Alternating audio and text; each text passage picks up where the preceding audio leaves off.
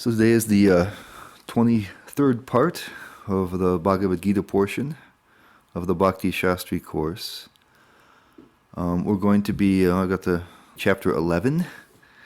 We're going to cover verses 1 through 34. We're going to move pretty swiftly through this particular section, and the next week we'll finish up chapter 11. We're having the vision of the universal form in this chapter. And I've taken a section of the purport from the end of the last chapter, the last verse of the last chapter, to kind of to see where we're coming from here. Prabhupada says, in the Padma Purana, it is said that one who considers the Supreme Lord Krishna in the same category with demigods, even if they be Brahma or Shiva, becomes at once an atheist. If, however, one thoroughly studies the different descriptions of the opulences and expansions of Krishna's energy, then one can understand without any doubt the position of Lord Sri Krishna and can fix his mind in the worship of Krishna without deviation. Okay, so this was the purpose of chapter 10. Once we got past the initial section, the first 11 verses gave a beautiful summary of pure devotional service, and the second part of it contributes to having the faith required. Because here Prabhupada says at the end, he says that one can understand without any doubt the position of Lord Sri Krishna and can fix his mind in the worship of Krishna without deviation. So that's the criterion for this pure devotional service. We talked about all the different various types of yogas, and then we talked about even varieties of mixed devotional service. But if we can fix our exclusive worship, as Prabhupada says, without deviation upon Krishna in his personal form, and feel that that's complete, we talked about that definition of faith that Lord Chaitanya gives, and all the way back in chapter 2, when we've run across it since, that simply by worshiping Krishna everything is accomplished. So in that case, that produces what's called this pure or kevala bhakti. You know, a pure devotional service. What was it? There was other terminology that we used that slips my mind right now. But anyway, pure bhakti or kevala bhakti, ananya bhakti. That's what I was trying to think of. And so we simply, if we worship Krishna because he's everything, and because he's the controller of everything, because he's the source of everything, he is everything, then there's no need to approach anyone or anything else. It's complete. So that when one has to build a certain faith to be able to take that kind of leap. And so the second half of the chapter 10, actually the most of chapter 10, was describing the various vibhutis or opulences, so that one can understand how Krishna is the absolute, and everything else is simply a portion of his energy.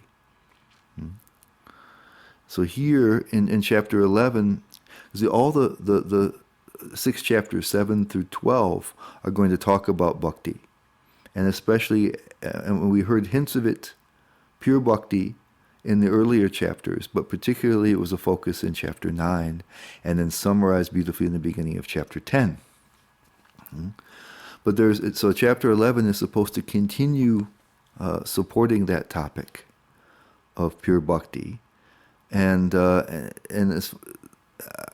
say that it supports it by answering other potential lingering doubts about Krishna's position. So as mentioned in the above quotes, the understanding of the opulence of Krishna is meant to help to give us strong faith in the exclusive worship of the personal form of Krishna.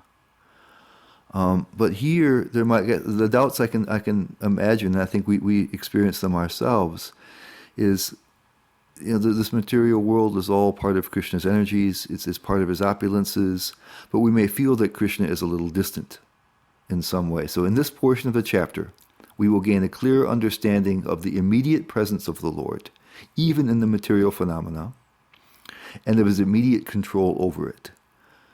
So we may think that Krishna, even as practicing devotees, we may struggle with the notion that Krishna's presence in and control of the material world is somewhat remote. So we may think that we may not feel Krishna's close presence, that things are kind of happening, even though ultimately under his control, but kind of, in some sense almost we can think in terms of separate things, which we know is not true. We heard that Krishna is the controller of the material energy, and he's the sustenance, and he's the source of it all. But we imagine him, he's in the spiritual world, and we're wondering, and we're seeing only the material phenomenon, and we're thinking, how present is Krishna? Is he aware of the difficulty I'm in? Is he aware of this that's happening? Is he really in control of that, or are some things happening outside of his control? These kind of doubts can creep up.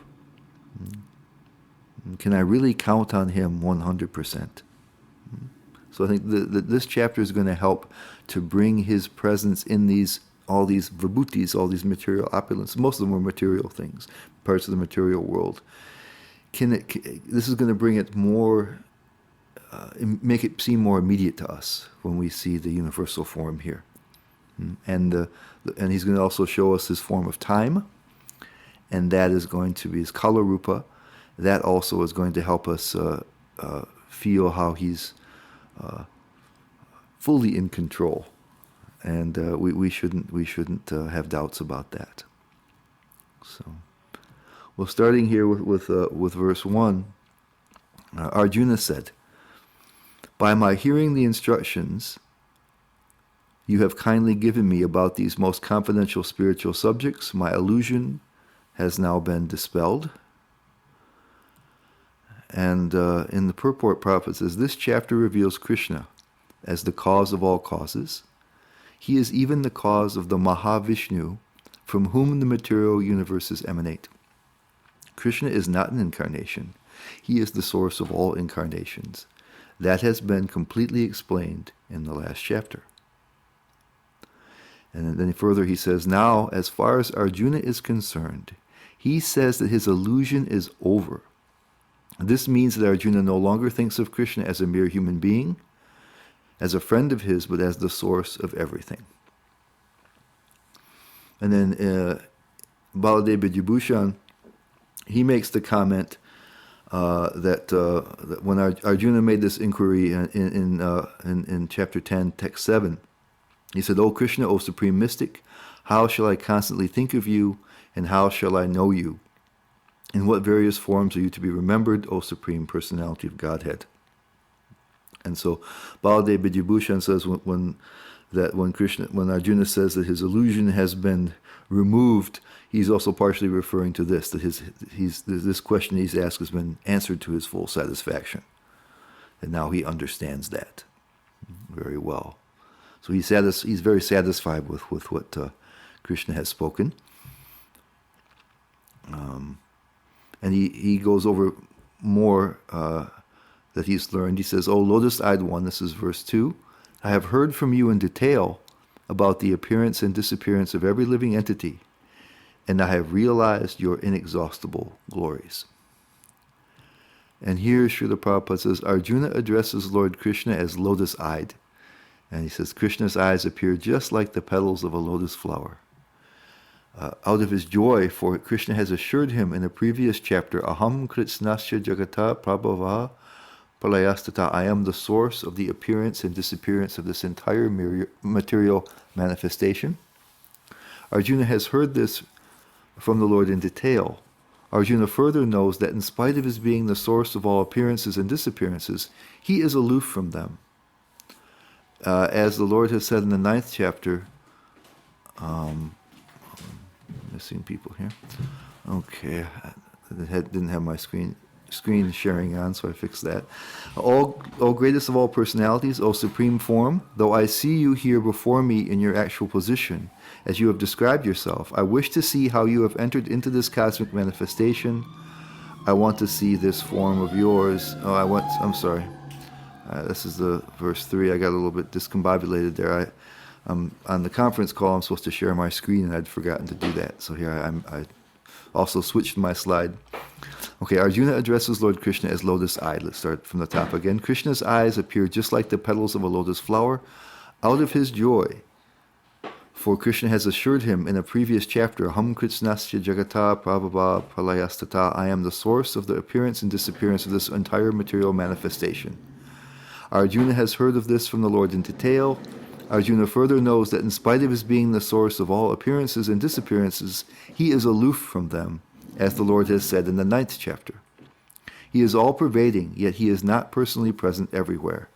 That is the inconceivable opulence of Krishna, which Arjuna admits that he has thoroughly understood. That's from the verse 2 purport. And then Arjuna asks the question.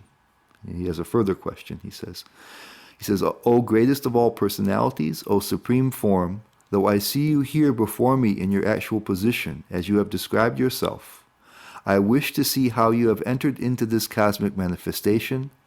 I want to see that form of yours. So here Prabhupada says, the Lord said that because he entered into the material universe by his personal representation, the cosmic manifestation has been made possible and is going on.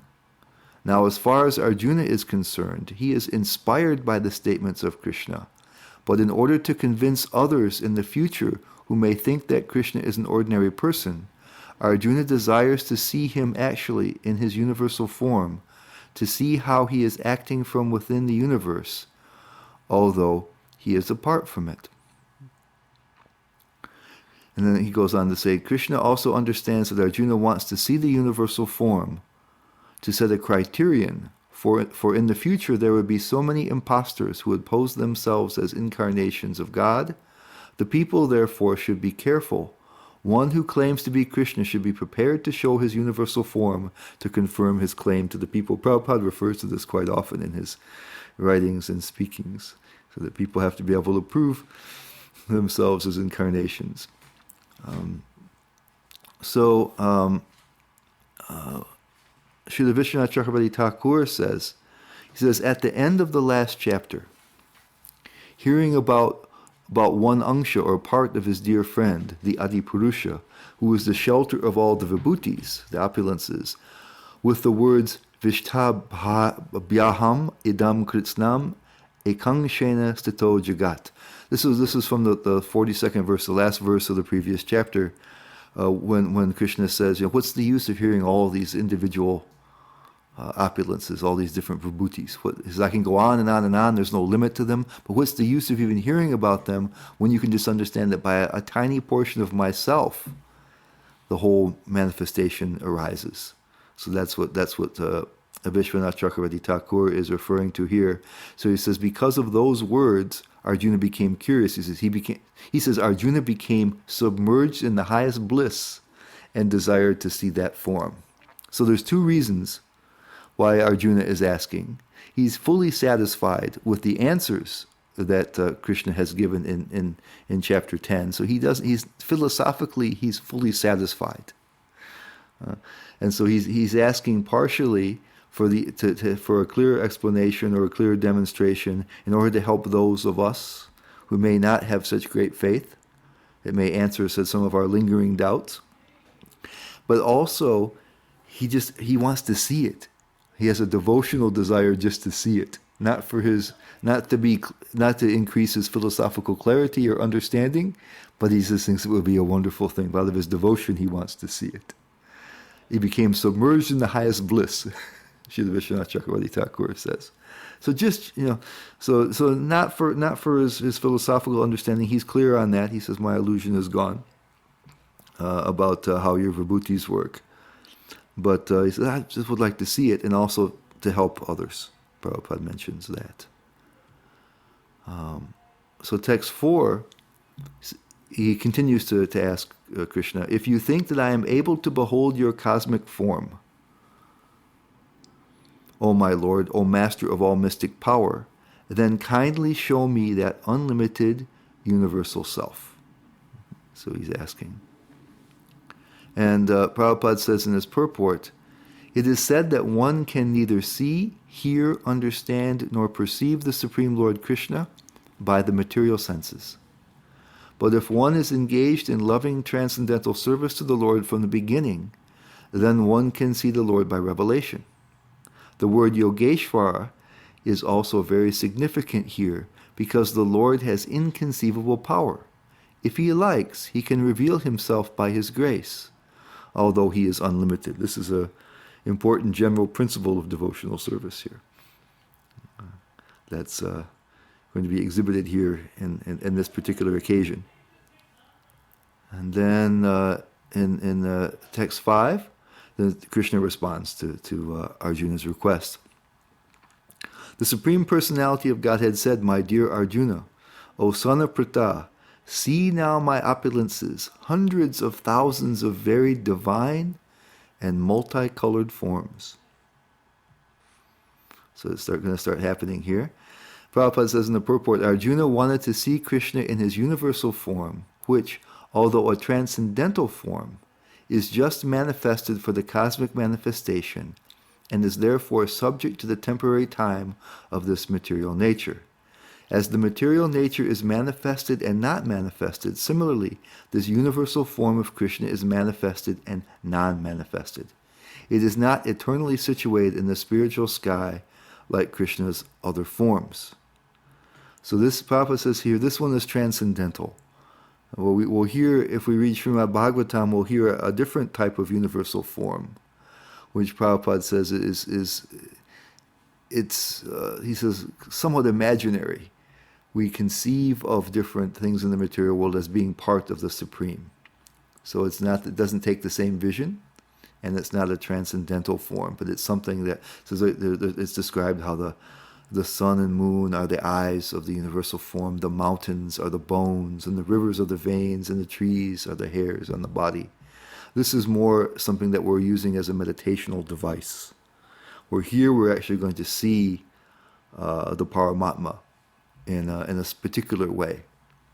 So this is a transcendental form, but it's only revealed, it's only existing during the time when the material world is in effect. We talked last time about the three Purushas, the Mahavishnu, the Garbhodakshaya Vishnu, Kshirodakshaya Vishnu, who are the super souls of, the Mahavishnu is the super soul of Prakriti, the material energy. The Garbhodakshaya Vishnu is the super soul of each individual universe. And the Kshirodakshaya Vishnu is the super soul of each living being. And their business is to deal with the material creation. And so this particular thing that Arjuna is going to see is only happening, it's only manifest during the time of creation. And then Vishwanath Chakravarti Thakur gives us some explanation of who we're seeing here. He says he's putting words in Krishna's mouth. Vishwanath Chakravarti Thakur says that Krishna is thinking, first I will show Arjuna that form described in the Purusha Sukta prayers, the famous prayers, Sahasra Shirsha Purusha Sahasraksha Sahasrapat, that form with 1,000 heads, 1,000 eyes, and 1,000 feet. There in the Upanishads. It is my own expansion. The first Purusha avatar, the Mahavishnu, the Antaryami, the super soul of Prakriti, or the material nature. Later, by having the necessary qualification, I will show Arjuna my form as time. So we're going to see two things. First, we're going to see a particular manifestation of the Mahavishnu. A temporary Mahavishnu is eternal, so we won't see him exactly as he is, but we'll see him how he expands the material universe. And so we'll see him in a particular way, and then we're going to see the Lord's manifestation as the Kala Rupa, or in the form of time personified. We're going to see two things here in this chapter. First of all, the Mahavishnu, as he's manifesting the material universe. Then in text 6, O best of the Bharatas, see here the different manifestations of Adityas, Vasus, Rudras, Ashwini Kumaras, and all the other demigods. We talked about these in the last chapter, where he said he was the best of each of these groups. Behold the many wonderful things which no one has ever seen or heard of before. And Prabhupada says, even though Arjuna was a personal friend of Krishna and the most advanced of learned men, it was still not possible for him to know everything about Krishna. Here it is stated that humans have neither heard nor known of all these forms and manifestation. Now Krishna reveals these wonderful forms. So we're going to hear the description of something really amazing here. And so in Krishna goes on in text 7, O Arjuna, whatever you wish to see, behold at once in this body of mine. This universal form can show you whatever you now desire to see and whatever you may want to see in the future. This part's going to come up at the end where he shows Arjuna what's going to happen in the battle. Everything moving and non-moving is here completely in one place. Prabhupada says in the purport, he says, no one can see the entire universe while sitting in one place. Even the most advanced scientists cannot see what is going on in other parts of the universe, but at least not every place. But a devotee like Arjuna can see everything that exists in any part of the universe. Krishna gives him the power to see anything he wants to see, past, present, and future. Thus, by the mercy of Krishna, Arjuna is able to see everything. So if you have a modern scientist, to see this, they would have to be able to be in one place and not only see everywhere, but they would have to be able to see the whole space-time continuum, past, present, and future, to match what Arjuna is going to see here. Text 8, Krishna says, but you cannot see me with your present eyes. Therefore I give you divine eyes. Swachakshusha divyam, divine eyes. Behold my mystic opulence. And then there's some discussion about what this means. Prabhupada says, a pure devotee does not like to see Krishna in any form except his form with two hands. A devotee must see his universal form by his grace, not with the mind, but with spiritual eyes.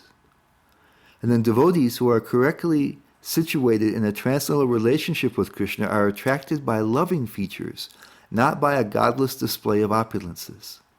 The playmates of Krishna, the friends of Krishna, and the parents of Krishna never want Krishna to show his opulences.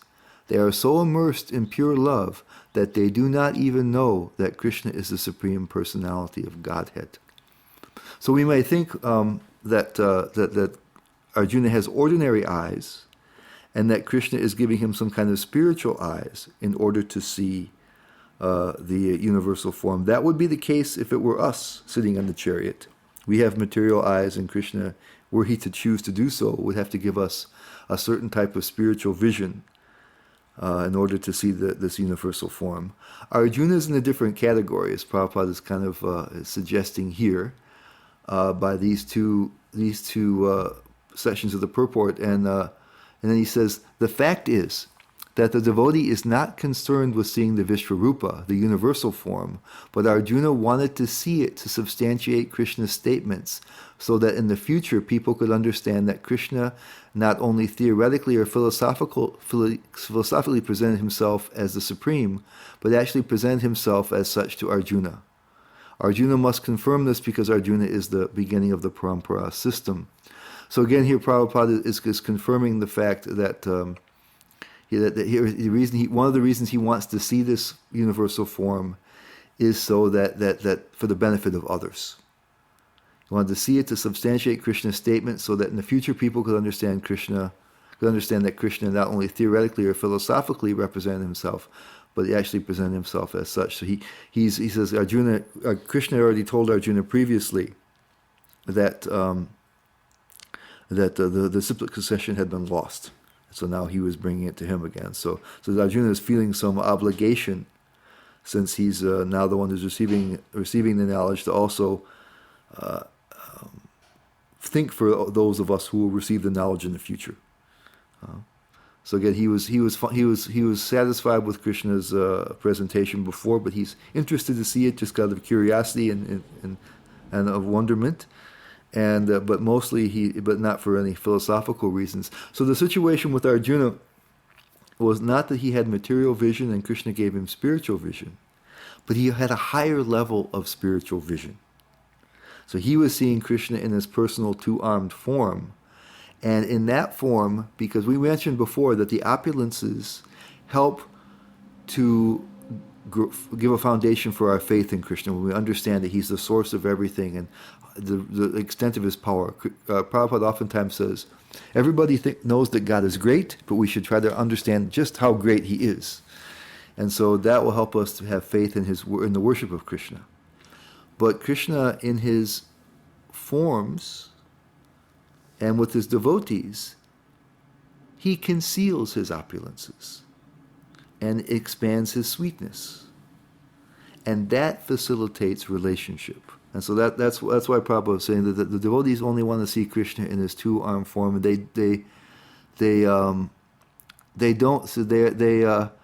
they're attracted by loving features, not by a godless display of opulences.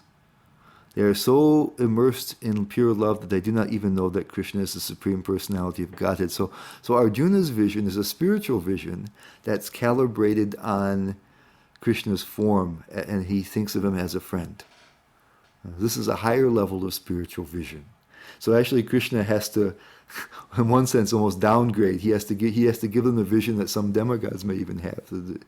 Other commentators talk about that we'll see that some of the other devas and things will have that vision. So his spiritual vision is downgraded slightly, so he can view the opulences. So it's a little bit different than it looks. That's why Prabhupada says a pure devotee does not like to see Krishna in any form. So that's what the other Acharya Prabhupada explains it here, and the Acharyas kind of explain it a little bit more detail. They say it's like that. But that's why Prabhupada's talking about these two things here from the purport. That Arjuna is not an ordinary guy getting superior vision. Actually, his vision already is superior. Text 9, and this is Sanjaya who's reciting the Bhagavad Gita to King Dhritarashtra. He's coming in here. Sanjaya said, "O king, having spoken thus, the Supreme Lord of all mystic power, the personality of Godhead, displayed his universal form to Arjuna. It's a rupam aishvaryam, the form of majesty and opulence." Prabhupada just translates it as universal form. But the paramam, the divine, rupam aishvaryam. Aishvaryam is majesty and opulence and power. And then there's a description of what he sees. He says, Arjuna saw in that universal form. So we get, of course, spiritual words have spiritual potency. And if we can hear them attentively enough, actually we can see what Arjuna sees. But at least for our level, it's going to be more of a radio account right now. That we're going to get a description of what Arjuna was seeing. But it says the spiritual vibration is so powerful that if we are attentive enough and pure enough, that we actually we will see what the words are speaking.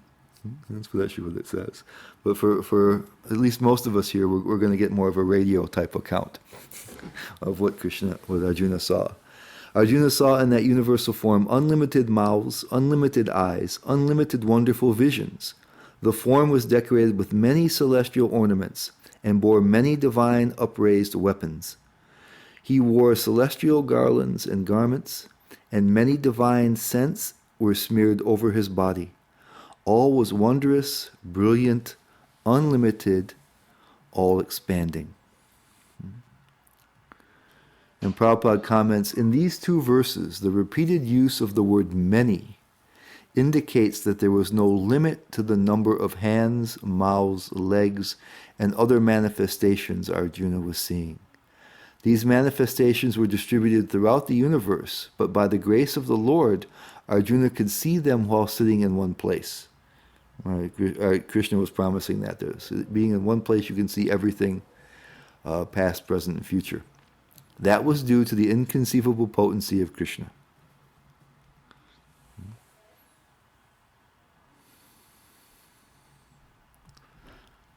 Then in text 12, it says, if hundreds of thousands of suns were to rise at once into the sky, their radiance might resemble the effulgence of the Supreme Person in that universal form.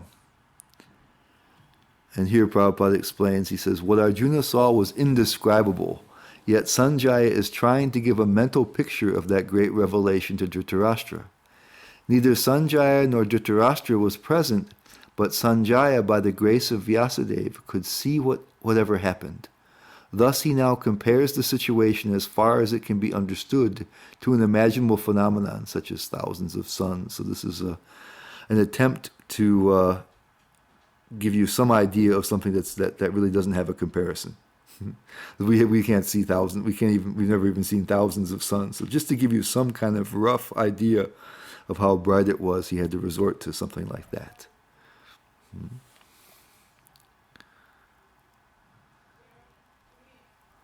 Then text 13. At that time, Arjuna could see in the universal form of the Lord the unlimited expansions of the universe, situated in one place, though divided into many, many thousands. And Prabhupada says the word tatra there is very significant. It indicates that both Arjuna and Krishna were sitting on the chariot when Arjuna saw the universal form.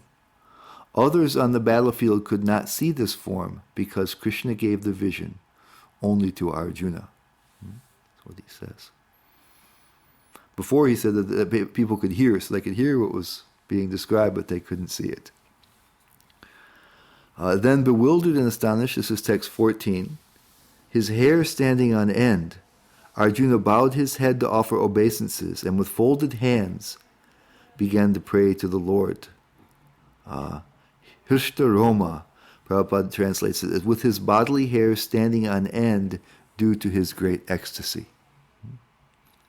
And in the purport, Prabhupada explains this. He says, here Arjuna was inspired by the relationship of wonder, and in that wonder, although he was by nature very sober, calm, and quiet, he became ecstatic. His hair stood up, and he began to offer his obeisances unto the Supreme Lord with folded hands. He was not, of course, afraid. He was affected by the wonders of the Supreme Lord. The immediate context is wonder. His natural loving friendship was overwhelmed by wonder, and thus he reacted in this way. So Prabhupada is explaining that that Arjuna was in a particular eternal relationship with Krishna. He's his friend. This is called rasa.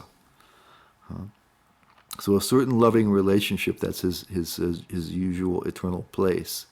And now, because his vision was shifted, and he was instead of thinking of Krishna as his dear friend and not being super conscious of his opulences, now he's seeing, a portion of Krishna's power in front of him, with just that gigantic form with so many arms and heads and eyes and so many things, and containing within it everything everywhere. It's just some kind of amazing kind of display where you can put, the whole universe, past, present, and future, in a display that you can envision right there in one place from the chariot. So, and shining so brilliantly and stuff. So we can't really conceive of it very well, but we can understand it would be amazing if we saw that. And so the Arjuna's, because sometimes you can have your hairs stand up on your body out of fear. You see, that's a fear of it. So what Prabhupada's making sure it's not what he was afraid. He understood this was also Krishna's manifestation, and he has great love for Krishna. So there's a particular other relationship. It's a temporary one of wonder, adbhuta. That's what it's called.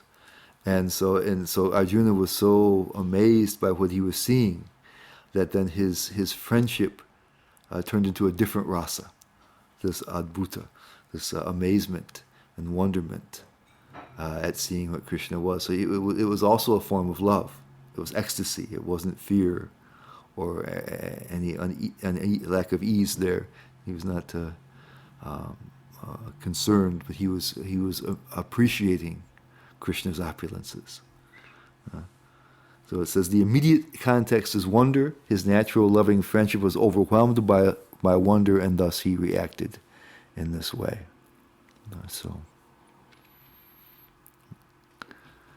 So his mood changes when he starts to see all this. This is why, in fact, and we'll see later, especially next week, then we'll see why generally the devotees who have a close relationship with Krishna aren't so aware of his opulences, like it was mentioned in the purport previously.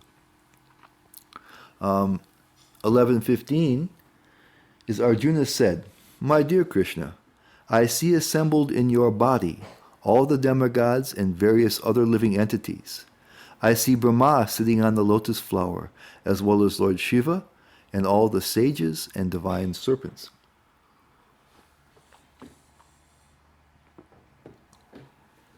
Prabhupada says in the purport, Arjuna can see from the Garbhodakshaya Vishnu up to the topmost part of the universe, on the lotus flower planet where Brahma, the first creature of the universe, resides.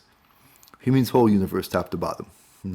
If you see the Vedic model of the universe, you have Garbhodakshaya Vishnu lying on the causal ocean at the bottom, and Brahma's planet at the top. So he can see everything. And that's quite a huge distance, but he can see it right from the one place, sitting in the chariot. So that's exactly how Krishna pulled that off. I can't explain to you. Even Arjuna was surprised. His hair was standing on end to be able to see it like that. Just that's Krishna's inconceivable power, as Prabhupada likes to say, his inconceivable power. O Lord of the universe, this is 16. O universal form, I see in your body many, many arms, bellies, mouths, and eyes, expanded everywhere, without limit. I see in you no end, no middle, and no beginning.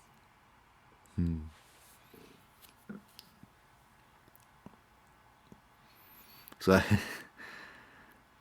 I guess you just can try to imagine, you're able to see everything past, present, and future right before you. That's how he was experiencing that. I don't see it. There's no limit to your expansion, because you're seeing past, present, and future, the whole universe, and you can't find this. There's no end and no middle and no beginning. There's no boundary point that he can see. And he says, your form is difficult to see because of its glaring effulgence, spreading on all sides like blazing fire, or the immeasurable radiance of the sun. Yet I see this glowing form everywhere, adorned with various crowns, clubs, and discs. So he sees a personal form of the Lord, although with many arms, many heads, many eyes. If you look in the Bhagavad Gita, you'll see the artists try to depict that as best they can. Very difficult. And then 18, you are the supreme primal objective. You are the ultimate resting place of all this universe. You are inexhaustible, and you are the oldest. You are the maintainer of eternal religion, the personality of Godhead. This is my opinion. This is what I think. Shashva Dharma Gopta, maintainer of eternal religions, the Nidanam, the basis, the Avya, inexhaustible, the Aksharam, infallible. So again, he's you can see even in him, of course, Arjuna already has this faith. But just by seeing it, seeing this universal form and seeing how everything is contained there and how he's present there in everything, he's motivated to glorify Krishna in this way. So in the same way, when we hear this and we think of it and combine it with what we've heard in the previous chapter, we should have that full confidence that Krishna is just the absolute. There's just nothing more. And give us confidence for our exclusive worship of him. So even Arjuna, out of his ecstasy, he's praising him as the primal objective, the ultimate resting place, the inexhaustible, the oldest. He's saying all these words of glorification to Krishna. And then 19, you are without origin, middle, or end. Your glory is unlimited. You have numberless arms, and the sun and moon are your eyes. I see you with blazing fire coming forth from your mouth, burning this entire universe by your own radiance. So we'll notice here that there's a lot of repetition.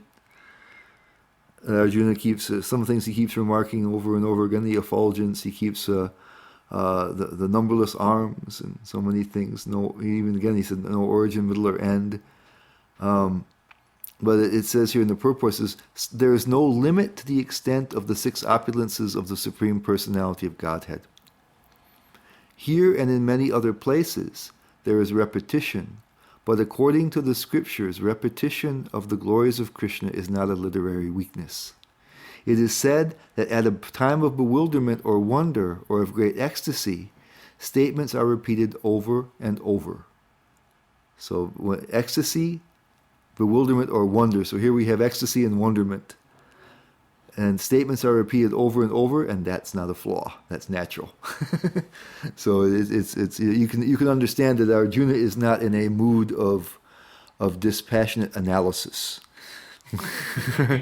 Right? He's in a state of ecstatic wonderment, and so he's repeating himself in some ways, as we might do. That's wonderful. That's really why we see something and we say, "Oh, it was so big. It was so this." Because the words aren't able to capture it, so we end up repeating ourselves again and again. So that's what's happening with Arjuna. So he says, "Don't worry about that. Don't think that there's some lack of analytical skill here on Arjuna's part or the Bhagavad Gita's part. It's a natural reflection of his wonder and ecstasy. It befits what he's seeing. He's seeing something wonderful, and it's quite normal that he should act in that way." And in text 20, although you are one, you spread throughout the sky and the planets and all space between. O Great One, seeing this wondrous and terrible form, all the planetary systems are perturbed.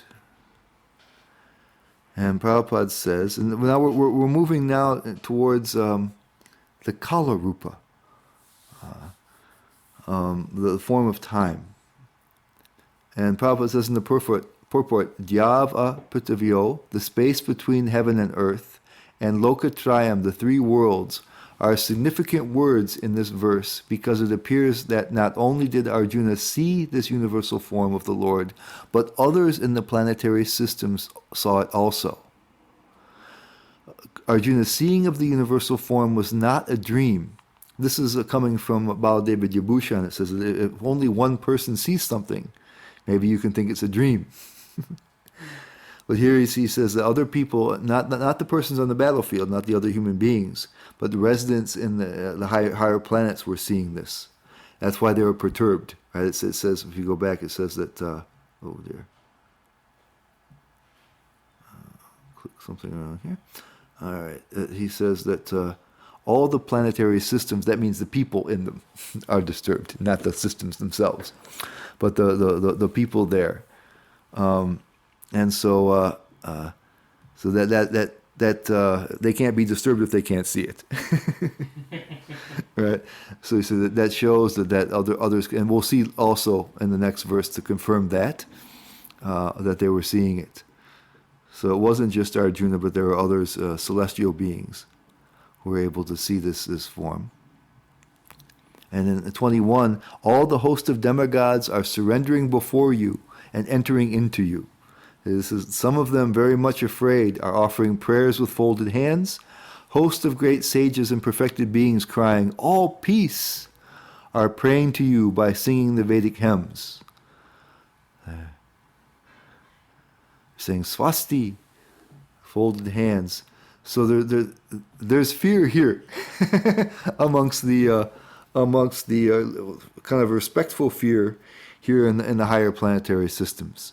This is because now the universal form that we saw at the beginning is now showing another feature, the feature of time. So it says, first of all, we said Vishwanath Chakravarti Thakur. So first of all, he shows us Mahavishnu form, and then he shows us the Kala Rupa, or the form of time. So here it's morphing now to show us a particular feature of the universe, which is time, destroying everything.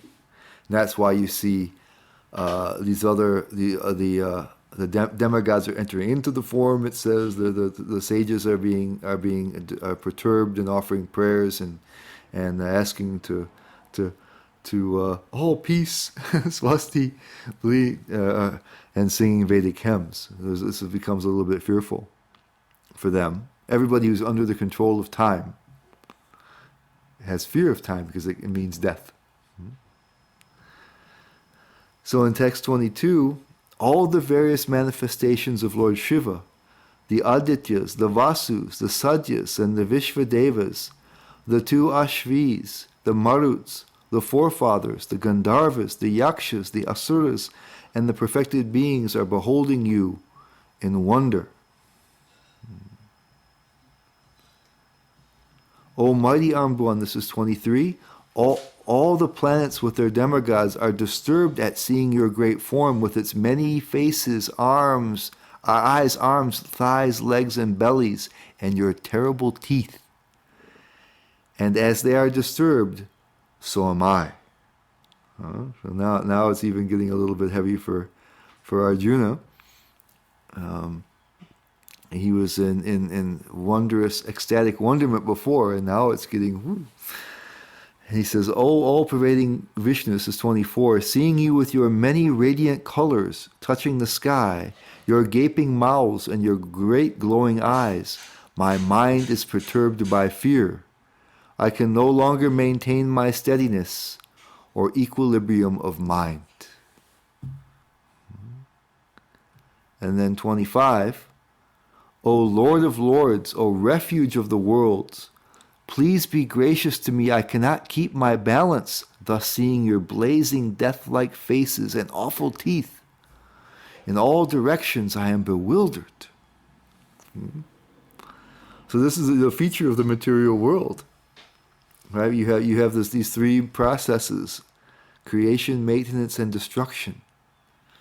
And so all the time within the world, things are being created, things are lasting for some time, and things are being destroyed. And the whole universe itself goes through that stage. It's created, it lasts for some time, and it is destroyed. And that's happening through time, the agency of time. So 26 and 27 are together. As all the sons of Dhritarashtra, along with their allied kings, and Bhishma, Drona, Karna, these are the three most powerful warriors on the opposing side. The ones that Arjuna would have most to fear from. Bhishma was unconquerable. Drona was his teacher; he couldn't defeat him. And Karna was also they didn't know it, but they were brothers. And Karna was probably a little bit stronger than Arjuna, actually. All three of them have to be killed in a special way.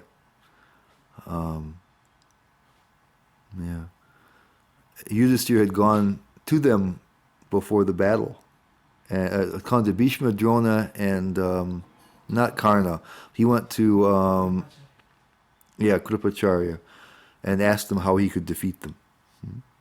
And Bhishma, I think, said, "I'll tell you later." Drona said he had to be distracted. He wouldn't be they couldn't be defeated at their full capacity. And so, and our chief soldiers also, he says. So he says, not only are the sons of Dhritarashtra, the 100 sons, along with their allies, and this is our chief soldiers also, are rushing into your fearful mouths. And some I see trapped with heads smashed between your teeth. Ooh, so it's quite a sight here. Yeah. And Prabhupada says, in the previous verse, the Lord promised to show Arjuna things he would be very interested in seeing. I mentioned that when we went over it earlier. Now Arjuna sees that the leaders of the opposite party, Bhishma, Drona, Karna, and all the sons of Dhritarashtra, and their soldiers, and Arjuna's own soldiers, are all being annihilated. So he's getting a vision of the future. This is an indication that after the death of nearly all the persons assembled at Kurukshetra, Arjuna will emerge victorious. It is also mentioned here that Bhishma, who is supposed to be unconquerable, will also be smashed. So also Karna. Not only will the great warriors of the other party, like Bhishma, be smashed, but some of the great warriors of Arjuna's side also. Prabhupada's purport. So Arjuna's getting a vision of what's going to happen here, because it's past, present, and future. And Krishna said you could see anything you want. And of course that would be something natural that he would want to know. And so he's seeing it. And in text 28, as the many waves of the rivers flow into the ocean, so do all these great warriors enter blazing into your mouths. And 29, I see all people rushing full speed into your mouths as moths dash to destruction in the blazing fire. Now, Baladev Vidyabhushan says these are two separate methods. As the many waves of the rivers flow into the ocean, so do all these great warriors enter blazing into your mouths. So this is like a natural process. The rivers naturally flow into the ocean. And we are all captured by time. Right? No matter what we do, we can't even detect it. Right? It says it's so subtle, you don't know what it is. We can measure it, right? But you can't detect it. What is it? What is it that's making us older? What is it that's coming and passing away? What is it that we don't know? You see, so we can measure it to very, very, very accurate, many, many decimal places, But what is it? Huh? We don't know. So it's very subtle, and so even without doing anything, we're flowing through the river of time and headed towards our destruction, right? Whatever we do, whatever we don't do. And the second one, it says, I see people rushing full speed into your mouths as moths dash to destruction in the blazing fire. So this indicates some action that you're taking, that you're contributing to this action. You're not just passive. So the actions, the moth is attracted to the flame, right, and goes into the flame. Or here they're running; they're not just flowing in the river. So it's not passive, but it's active. There's some active participation. And so there are ways, of course, we can shorten our life and lead ourselves to destruction. So sometimes it's we may be trying to act appropriately, trying to live in the mode of goodness, right? So it extends the lifetime, and sometimes we may be taking actions that limit our life and lead us to destruction. So in both of those ways, we're headed into the mouth of this Kala Rupa with all the terrible teeth, and will be destroyed. It's inevitable. Text 30, Arjuna says, O Vishnu, I see you devouring all people from all sides with your flaming mouths. Covering all the universe with your effulgence, you are manifest with terrible, scorching rays. And 31, he says, O Lord of Lords, so fierce of form, please tell me who you are. I offer my obeisances unto you. Please be gracious to me. You are the primal Lord. I want to know about you, for I do not know what your mission is. All right, so he's really, this is a really, far out thing he's seeing, and really has him disturbed and amazed and disturbed and a little fearful and all kinds of things. He's, wow, what is this? It's what's happening all the time, and Arjuna is seeing it in a very graphic way. Yeah? The time is moving on. People and creatures and everything is being destroyed. That's happening all the time, but because we can't see it in this graphic way, we don't think much about it. Right? This is the thing that Yudhishthira Maharaj was asked. So what's most amazing? Kim Ascharjam. What's amazing or wonderful? And he said that people see other people are dying. They see themselves growing older. But none of them think that they're going to die. So all this destruction is going on all the time. Every moment we're one step closer. But because it's kind of hidden outside of our vision, it's not quite so plain as Arjuna is seeing it. We don't realize it, and so we get complacent and think we can stay here. This is okay. People people know, and even people know in the background that they're going to die, but they want to forget about it. So why do we talk about these gruesome topics? But Arjuna is seeing it in a very, very graphic form. So he says, "Tell me who you are. What's going on?" He wants to. Literally seeing that time is passing and people are dying in that moment.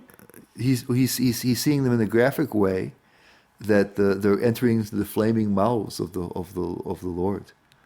He's seeing all beings, right? If we go back, so he said, "You, O Vishnu, I see you devouring all people from all sides with your flaming eating your flaming mouths, covering all the universe with your effulgence. You manifest with terrible scorching rays." So he's seeing it in a very graphic way. All these people are going into the mouths filled with flaming mouths filled with teeth, and being chewed up and swallowed. So he asks him, "Who, fierce of form, tell me who you are. I want to know I do not know what your mission is." And so Krishna responds to him. He says, "Time I am, the great destroyer of the worlds, and I have come here to destroy all people. With the exception of you, the Pandavas, all the soldiers here on both sides will be slain." This verse was quoted by it was Robert Oppenheimer, who was working on the first nuclear bomb in World War II. Because when they first test fired one, they weren't sure whether the chain reaction would stop, or whether it might continue and destroy the whole world. And so he was reciting this verse: "Kalosmi, time I am, Lokashayakrit, the destroyer of the worlds." And he's Lokan, all people. He says, "Samarhatam, I'm destroying, except for you." So he's giving them that. He's giving them that vision of the. He's bringing them back now to the vision of the battle. And in the purport, it says, Prabhupada says, Arjuna was not in favor of the fight, and he thought it was better not to fight. We read about this extensively in the first and the beginning of the second chapter. And then there would be no frustration, he thought.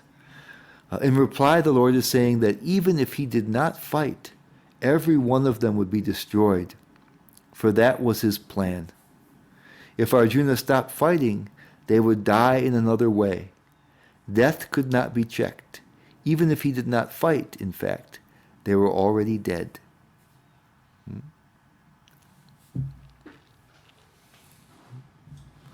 So Arjuna was hoping to, he said he didn't know how he would survive with all of his friends and relatives, and he didn't want to participate in that. And now Krishna is showing them that there's a higher cause. There's an arrangement behind this. Time, Kala has also, in the Vedic description, also refers to, it includes a notion of control, of destiny, of things happening in a certain way. So it's not just of things having a certain lifespan and expiring, but also Kala, we say something happens by the force of eternal time. Certain events take place. Things happen in a certain way. So it's like destiny also is included in that word. You see, so that's important here. So you see, so Krishna has arranged that this battle take place. He has chosen who's going to die and who's going to live. It's his arrangement. So it's not just like a ticking clock, and it's shaping events also. It's carrying out, time carries out the destruction in one sense, entering the flaming mouths, but who and how things happen, time is a factor in that. So this intimates Krishna's control over things also, and not just a destroying feature. There's something more to that. And then here in 33, he says, "Therefore get up, prepare to fight, and win glory. Conquer your enemies and enjoy a flourishing kingdom. They are already put to death by my arrangement, and you, O Sabyasachi, can be but an instrument in the fight." He says here, Purvam Eva. They are nihita, killed, Purvam Eva, by previous arrangement. Says nimitta matram, so you become just the immediate cause. Prabhupada says my instrument is how he, but in the word for word he says a cause, the immediate cause of things. He said, but behind there's an arrangement. You see, a purvam eva, a previous arrangement for them to be killed. That's being handled by the Lord in the form of time. So. And of course, it takes into account different types of karmas and things like that. But the time is organizing. This is destiny and fate are kind of synonyms with that. They say when you say kala. So there's also a controlling agency that's implied by the word time, kala. So he says that's already happened. There are, in Prabhupada, he translates pretty simply, because it says previous arrangement. Prabhupada says in the smooth translation, they are already put to death by my arrangement. He makes it even more plain. In the verse it just says, Apurvam eva, by previous arrangement. Prabhupada translates it. But it's him, of course, his arrangement. So Prabhupada says, my arrangement. And it says, Prabhupada says, Savya Sachin refers to one who can shoot arrows very expertly in the field. Baldev Vidyabhushan says he can shoot with either hand. Is what he says. Baldev Vidyabhushan says he can shoot the arrows with either hand. Usually you have one hand, that holds the arrow, and one hand that holds the bow, but he can do either one, I guess. And thus Arjuna is addressed as an expert warrior capable of delivering arrows to kill his enemies. Just become an instrument, nimitta matram.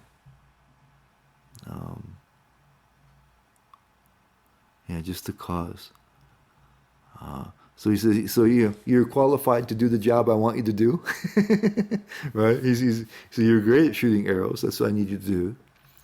The arrangement's already been made by me. He says, just become an instrument, nimitta matram. This word is also very significant. The creation and destruction of the cosmic manifestation are under the superior guidance of God. Thus the battle of Kurukshetra was fought according to the plan of God. Arjuna was refusing to fight, but he was told that he should fight in accordance with the desire of the Supreme Lord. So now Krishna is introducing the latest and the best argument for Arjuna to fight. We haven't covered this topic for a while. Because we've talked about so many other things, but in the early part of the Bhagavad Gita, Krishna was giving different arguments why Arjuna should fight. Right? That he first of all he needs to perform his dharma. That's his higher purpose. He says if you don't do that, all ill fortune is going to happen. He says it leads to infamy, and doesn't lead to higher planets. Where he says, if you do your duty, then it's good for you. So he says, you have to do your duty. That's the first thing. All of your different arguments are adding up to you not doing your duty, which is simply inappropriate. You can't have nothing positive can happen when you don't follow your dharma. And he talks various ways how he should perform his dharma in a certain way.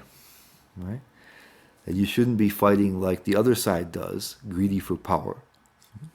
You should just do it as a duty. And you don't worry about the outcome. The other people are very attached to a certain outcome. They want to win. But you don't do that, and then you don't have any sin. He says you're worried about sinful activities. But he said you just do it as a form of your duty. He tells them to do it, and he says that actually will. He tells him about that he's an eternal spiritual soul like everybody else, so he shouldn't be so disturbed by the killing as long as it's done in a righteous way. It doesn't mean you can kill arbitrarily. And he said that your body is killing their bodies. You shouldn't be quite so horrified as long as it's something you're doing your dharma for. And they're going to get new bodies. Especially the elderly people, Bhishma and Drona, they will get new healthy bodies. They will go to the heavenly planets most likely. So he says very, very good for them.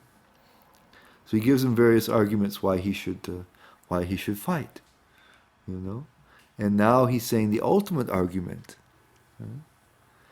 is that I'm telling you to do it. Because Krishna is the source of all dharma. He of course, is the protector of all dharma. So when Krishna tells you to do something, he's the ultimate authority and the ultimate judge of what's right and wrong. Because sometimes we saw that there's different levels of scripture. So Arjuna was quoting one level of scripture and sometimes Krishna another. But the ultimate authority is Krishna. And so he says, you do it to please me. I've already made this arrangement. You be the cause. You just cooperate with my action. That's what he says. So he's giving the highest reason possible. And then the last verse we're going to cover today, this chapter is, especially through this part, is mostly descriptive. You know, there's not tons of philosophy and things. And Krishna says, Drona, Bhishma, Jayadratha, Karna, and the other great warriors have already been destroyed by me. And here even Krishna says, right, he says, by me. And the last one he says, by previous arrangement. And Prabhupada says, you know, he also says it by him. Here Krishna is very plain. He says, by me, Hatan, already killed. Therefore kill them and do not be disturbed. Simply fight, and you will vanquish your enemies in battle. So he says, I'm doing it. All right, you trust me? Now you just help me. You do that. And here Prabhupada says in his purport, he says, every plan is made by the Supreme Personality of Godhead, but he is so kind and merciful to his devotees that he wants to give the credit to his devotees who carry out his plan according to his desire. Life should therefore move in such a way that everyone acts in Krishna consciousness and understands the Supreme Personality of Godhead through the medium of a spiritual master. The plans of the Supreme Personality of Godhead are understood by his mercy, and the plans of the devotees are as good as his plans. One should follow such plans and be victorious in the struggle for existence. So here Prabhupada takes this as a basis for a larger philosophical point. So he said that here Krishna is asking Arjuna to cooperate with him. He says, I have a purpose and a desire.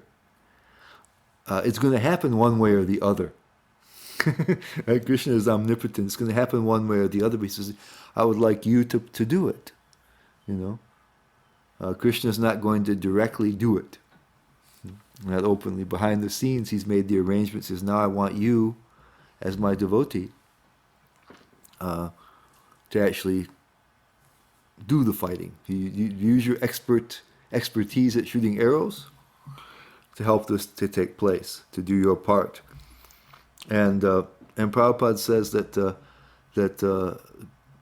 and of course Arjuna will be famous for this. He says the devotees get the credit. This is a real basis for how devotion works. That there's an interplay between Krishna and his devotees. And so and Krishna doesn't he doesn't take over the bodies of the devotees. It's a voluntary thing. So he's telling he's at the end of the Bhagavad Gita, he'll tell Arjuna to do whatever he wants to do. He's advising him. He's omnipotent. He could just make Arjuna do whatever he likes. But here he's having a discussion. So here's the reason you should do it. Right? So it's different than just doing it himself. You could say, oh, you know, he's the controller of everything, and therefore Arjuna is simply controlled.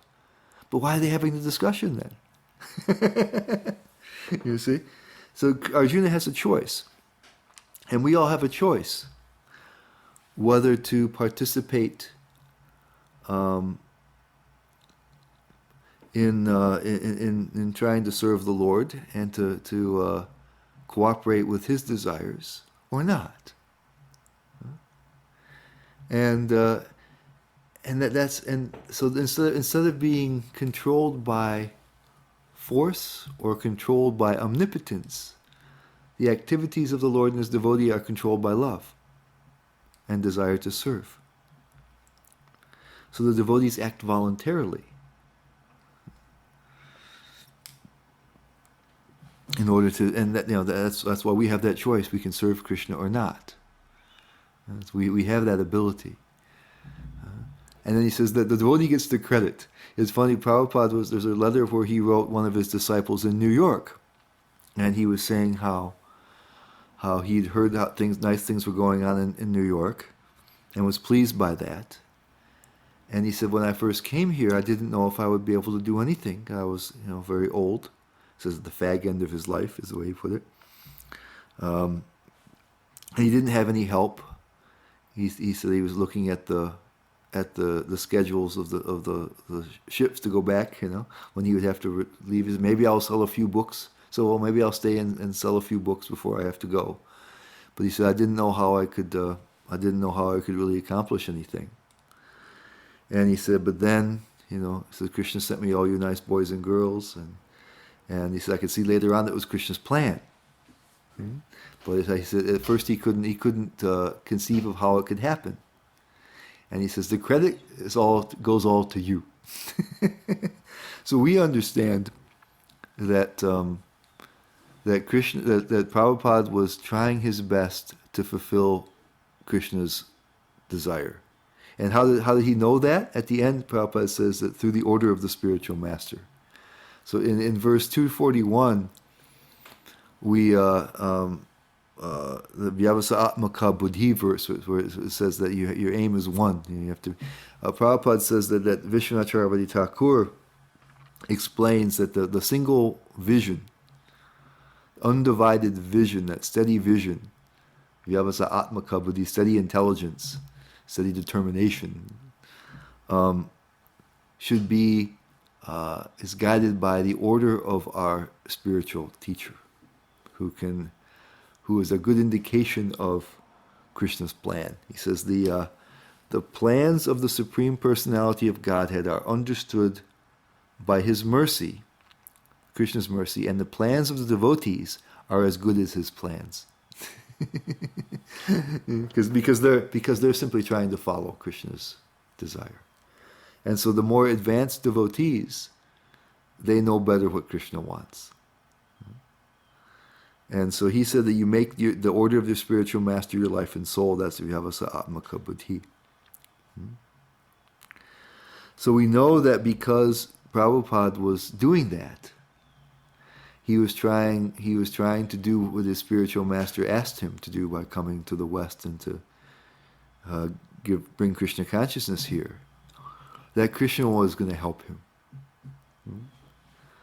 But at the same time, and so Krishna helped to provide him with help.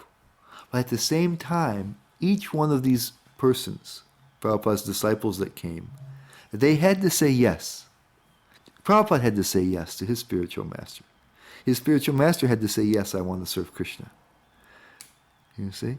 So Prabhupada Bhaktisiddhanta Saraswati wasn't controlled by Krishna. He said, I want to serve you. That was his free choice.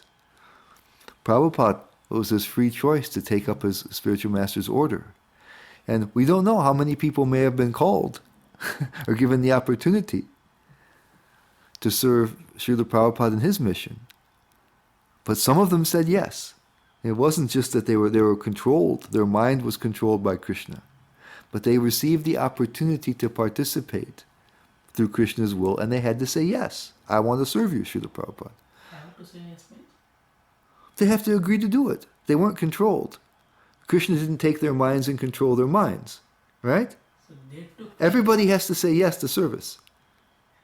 Everybody has to say yes. Has to say yes. It is up to him whether he wants to say yes or not. That's what it means. It's required that they make that decision. That's what I'm saying. They're not forced to say yes, but I mean they have to give their own approval in order, for it to take place. So that's what I'm saying. Oh, okay, got Yeah, yeah. Not that Krishna forced them, but they in order for them that they have to give their own. They have to agree. Yeah. They have the opportunity. Then they have to say yes, I will do it. Yeah. Okay. Right, rather than no, I won't do it. And so in that way they get credit. Yeah. So from a disciple's point of view, they will think that it is all due to Srila Prabhupada's devotion, that he made everything happen. Krishna helped him because of his devotion to his spiritual master, and that ISKCON grew because of Prabhupada's devotion, and that's a correct perception. Yes. On the other hand, from Prabhupada's perception, he says the credit goes all to you, because at the same time, he required the help, and these people said yes. Yes. Both perspectives are accurate, Yeah. and so you can imagine how dear Prabhupada's disciples are to him because of that vision. So they see it's all being up to Prabhupada. He sees it that the credit's up to them, and that both is true. So in one sense, Krishna is saying, I've killed everybody, but then Arjuna has to say yes and then do it.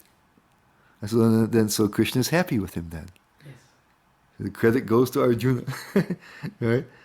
He says, Prabhupada says, Krishna is so kind and merciful to his devotees that he wants to give the credit to his devotees who carry out his plan according to his desire.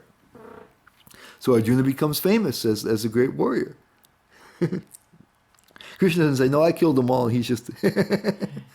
because Arjuna says yes. And so it's this voluntary desire to please Krishna. That's devotional service is based on freedom. It has to be based on freedom. If there's not freedom, then there can't be love. You see? And that's why there's credit. Because at least we have to agree. The disciples of Srila Prabhupada will say that, well, Prabhupada, helped them in so many ways. They empowered him and them in so many ways. But still, all of them had to say, yes, I want to serve you, Srila Prabhupada, in order for that to happen. And so you get credit for that. You get credit for that. So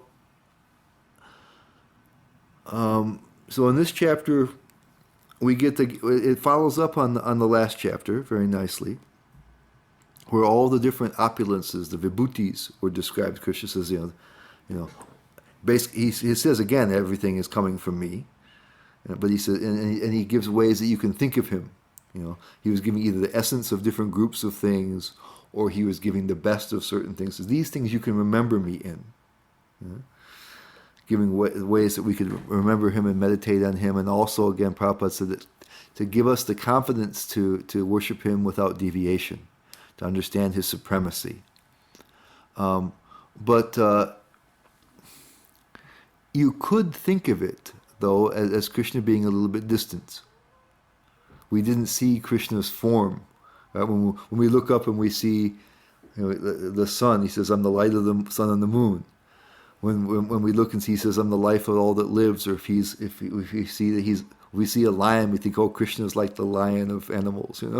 If we see all these things that remind us of Krishna, if we look at the different vibhutis, we don't see Krishna so directly there. We see him as being distant and the creator of all these things, isn't it? Yeah, if we see all creation. Yeah, he says, my vibhutis, I'm the light of the sun and the moon. Right? Yeah. So you see the light of the sun and the moon that reminds you of Krishna. Yes. Okay? But you don't see Krishna so directly. Yeah. Right? And also, he says he's the controller, but things seem to be moving, on their own. Yeah. Right? So these things, so sometimes we may think then that, Krishna may be the source of everything and the maintainer of everything, but is he really paying attention? Yeah. Right, yeah. Is this happening inside of Krishna's control, and some things are out of Krishna's control? Is sometimes Krishna too far away to notice what's going on? Right? And here in this chapter, when Arjuna sees the universal form, it's wall-to-wall Krishna. Okay. The whole universal form is seen within him. So what is happening? Arms and heads. And so that way we should be able to understand how the material world, how Krishna is very much present here. We're only seeing the vibhutis, the opulences of Krishna, but he's there. We just don't have the eyes to see it. And he's also controlling things through the form of time. You see, Arjuna couldn't see how Krishna was arranging the battle.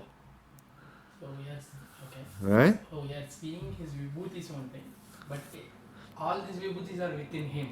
That's what Arjuna sees, right? When he sees the universal form, we see he's this arm, heads and arms and legs and his wall-to-wall Krishna. Yeah. And all these things are kind of being seen within that some way, Yeah. And so he's, it's not like here's the world and he's away. He's right there with it, inside the world. He's right there. Okay. And Arjuna could think that just the battle happened because of people's bad decisions and all kinds of things. Yeah. But here's Krishna saying, no, I arranged that in so many ways. Now Arjuna couldn't see Krishna arranging that. Krishna seemed to try to make peace, didn't he? So is Krishna is arranged Duryodhana's behavior? No, right? Duryodhana took the choice to behave in a certain But see, it's not like it's not a question of 100% or 0%. Okay. See, Krishna is shaping how things go in the form of time. So people have free will; they make certain choices. Yes. But Krishna can also influence how those choices are played out. There's little subtle ways he can influence that. He can make certain things happen. He can arrange different things to happen, and he knows how people will react. Okay. Right? So he subtly, like only one time I know of where he took a direct hand in making the battle happen, and that was when Duryodhana visited the Pandavas at Indraprastha. And the Pandavas had a palace that was made by Maya Danava, and it said that in some places the dry land looked like water, and some places the water looked like dry land. And Duryodhana came there, and he stepped into water that looked like dry land. And the girls in the palace and some others were laughing at him, and he was feeling humiliated. And Yudhisthira was trying to calm everybody down because they knew it would hurt him, he would be angry. And Krishna gave a subtle sign to everybody to go ahead, give him the business. That's what he did. And so from that time on, Duryodhana's heart was fully hardened, and his commitment to destroying the Pandavas and taking the kingdom was irreversible. Okay. So we don't see the control behind things. Arjuna couldn't see until now that Krishna had a hand in all this thing. It was fulfilling one of his purposes, to reduce the number of military force on overburdening the earth, and he had a purpose in wanting Yudhisthira to be on the throne. So behind the scenes, Krishna is organizing things and arranging things. So we can't see, just like Arjuna couldn't see. But now we see it. See? Now we see it in the pages of Bhagavad Gita. We see the presence of Krishna here in this world, and we can understand that Krishna can control and organize things behind the scenes here in this world. You see? And so not only... So what I see in this chapter is that we really get a glimpse of how immediate the presence and the control of Krishna is. Where in the other chapter, we see the sun and are reminded of Krishna. We see a lion and are reminded of Krishna. We see some of the other manifestations are reminded of Krishna. But we may think of Krishna as being somewhat distant. We might not see his immediate presence. But his presence as that Mahavishnu and the Super Soul is there. And so to me, it's making it easier again, one step easier to have that firm faith to serve Krishna. That to say, you're my one worshipable object. By serving you, everything is done. That's the basis of pure faith. And so I believe that's the role that this 11th chapter has in that it strengthens our understanding. in that way. So even, okay, if you have any other slides, I'll later. So, and so we should, so Prabhupada gives that thing at the end that we should, that we, just like Arjuna, we should try to understand what the Lord desires, and we should try to participate in His plan. So next time we will complete the 11th chapter. We're going to see a little bit of something else that happens. Arjuna's reaction to seeing the universal form, and how he wants to see Krishna back in his usual form. He wants to change his rasas back from wonder to friendship. So we're going to see that next time, and we'll finish the 11th chapter. Then there's a short chapter, chapter 12, which only has 20 verses, and that'll conclude that section that's purely about bhakti. So we'll do that. So thank you very much.